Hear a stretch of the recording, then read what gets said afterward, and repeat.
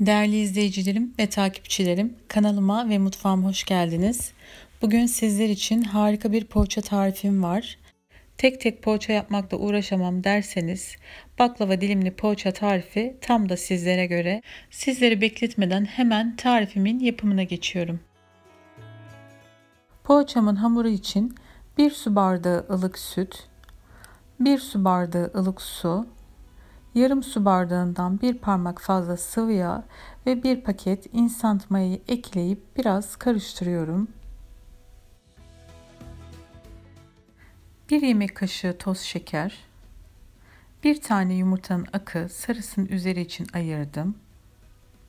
Yarım çay bardağı susam, ben kavrulmuş susam koydum. Gerçekten yerken böyle çıtır çıtır ağzınıza geliyor. Çok lezzetli oluyor. 1 kase lor peyniri 100 gram kadar. 1 kase kaşar peyniri, o da 100 gram kadar. Onları da ilave edip biraz daha karıştırıyoruz. Çeyrek bağ maydanoz ince ince kıydım, onu da. Biraz daha karıştırmaya devam ediyorum. Ve şimdi yavaş yavaş unumuzu ilave etmeye başlayabiliriz. 1,5 çay kaşığı tuz ilavesi yaptım.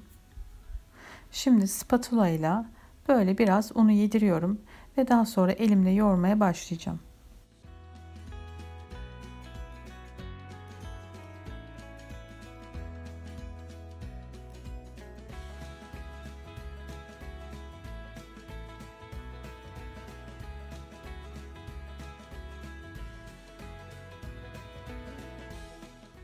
Elimizi yağlayalım ve hamurumuzu son olarak bu şekilde toparlayalım. Hamurumuzun kıvamı oldukça yumuşak olacak. Sert bir hamur olmayacak. İçerisinde peynir olduğu için çok fazla ele yapışıyor. Bu yüzden elimizi yağlayıp toparlamak daha pratik olur. Şimdi hamurumuzun üzerine bir streç film kapatıp o şekilde 45 dakika mayalanmaya bırakıyorum. Tepsimizi masamıza aldım. Şimdi içerisine 1 tatlı kaşığı tereyağı ilave ettim ve bir fırça yardımıyla her yerine gelecek şekilde yağlıyorum. Bu arada tereyağınız oda ısısında olursa çok daha kolay bir şekilde yağlayabilirsiniz. Tepsimizin tabanına 1 yemek kaşığı beyaz susamı böyle serpiştiriyorum. Hamurumuz çok güzel bir şekilde mayalandı. Şimdi üzerindeki streçi çıkartıyorum ve elimi yağlı suya batırıp hamuru toparlıyorum.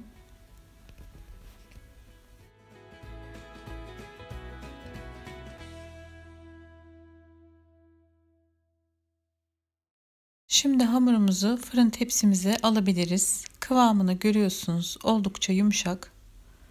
Elimizi yağlı suya batırıp hamurumuzu böyle bu şekilde düzeltiyoruz. Her tarafı aynı olacak şekilde düzleştiriyoruz.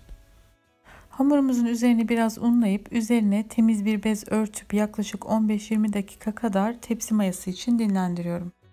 Evet, hamurumuz dinlendi. Çok güzel bir şekilde de kabardı.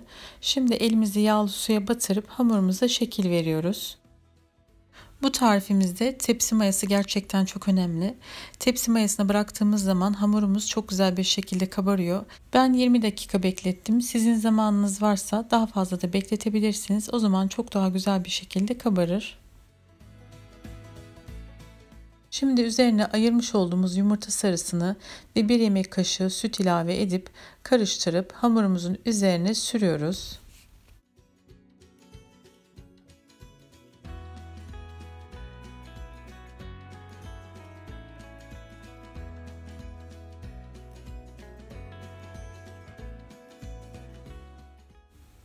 Son olarak güzel bir görüntü ve lezzet versin diye üzerine susam serpiyorum.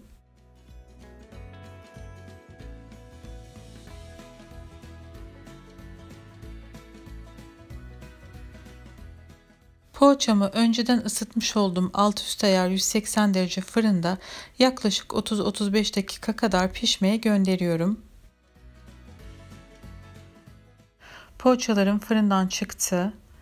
Bakar mısınız yumuşaklığına?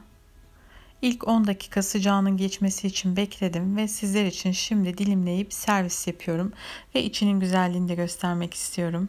Tek tek poğaça yapmakla uğraşamam derseniz bu tarif tam da size göre. Bakın, kat kat kabardı. Böyle gerçekten sünger gibi desem yeri var. Yumuşacık. Lezzeti bir o kadar güzel. Böyle içinin de ne kadar güzel bir şekilde piştiğini de göstermek istiyorum sizlere. Gerçekten çok güzel bir tarif. Umarım sizler de dener ve memnun kalırsınız.